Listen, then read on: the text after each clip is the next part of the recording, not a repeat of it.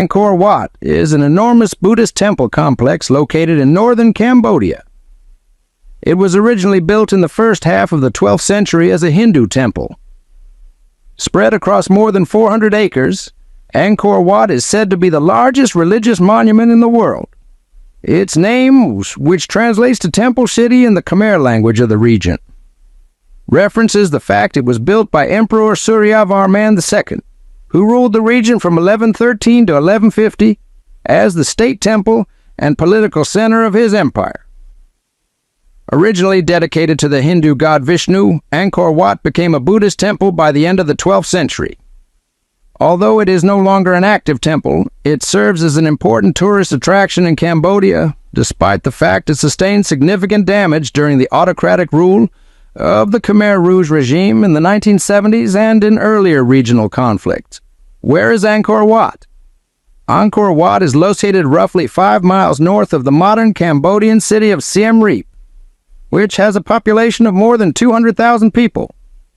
However, when it was built, it served as the capital of the Khmer Empire, which ruled the region at the time.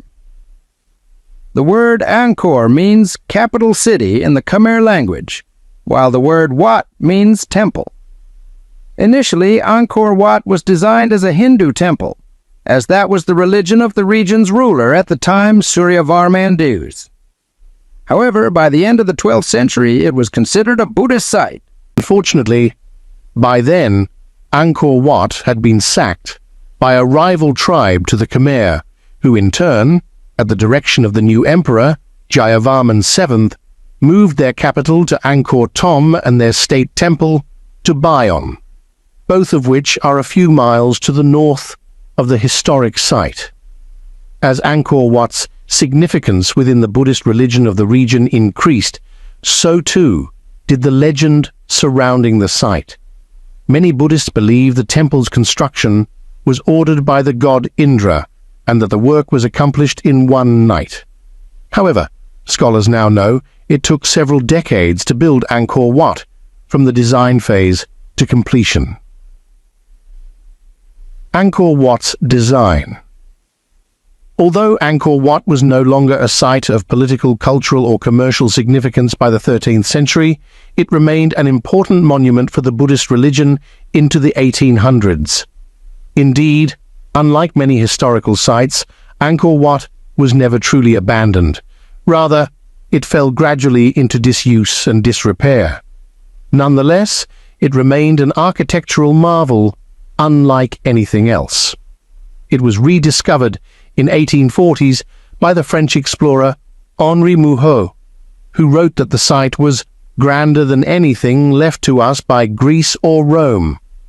The compliment can likely be attributed to the temple's design, which is supposed to represent Mount Meru, the home of the gods, according to tenets of both the Hindu and Buddhist faiths. Its 5 towers are intended to recreate the 5 peaks of Mount Meru, while the walls and moat below honor the surrounding mountain ranges and the sea. By the time of the site's construction, the Khmer had developed and refined their own architectural style, which relied on sandstone. As a result, Angkor Wat was constructed with blocks of sandstone. A 15-foot-high wall, surrounded by a wide moat, protected the city, the temple, and residents from invasion, and much of that fortification is still standing. A sandstone causeway served as the main access point for the temple. Inside these walls, Angkor Wat stretches across more than 200 acres. It's believed that this area included the city, the temple structure, and the emperor's palace, which was just north of the temple.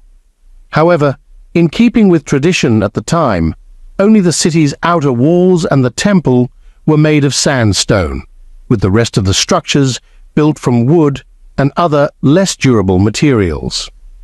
Hence, only portions of the temple and city wall remain. Even so, the temple is still a majestic structure. At its highest point, the tower above the main shrine, it reaches nearly 70 feet into the air.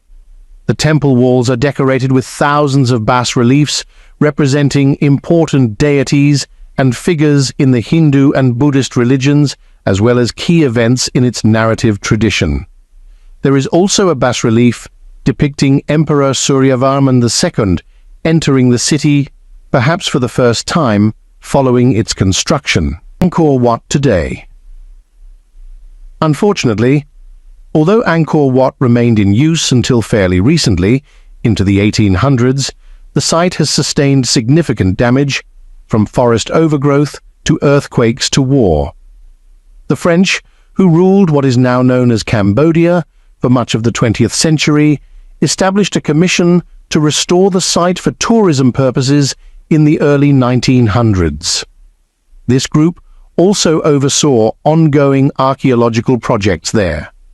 While restoration work was accomplished in bits and pieces under French rule, major efforts didn't begin in earnest until the 1960s.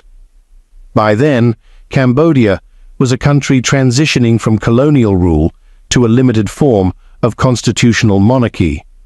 When Cambodia fell into a brutal civil war in the 1970s, Angkor Wat, somewhat miraculously, sustained relatively minimal damage. The autocratic and barbarous Khmer Rouge regime did battle troops from neighboring Vietnam in the area near the ancient city, and there are bullet holes marking its outer walls as a result.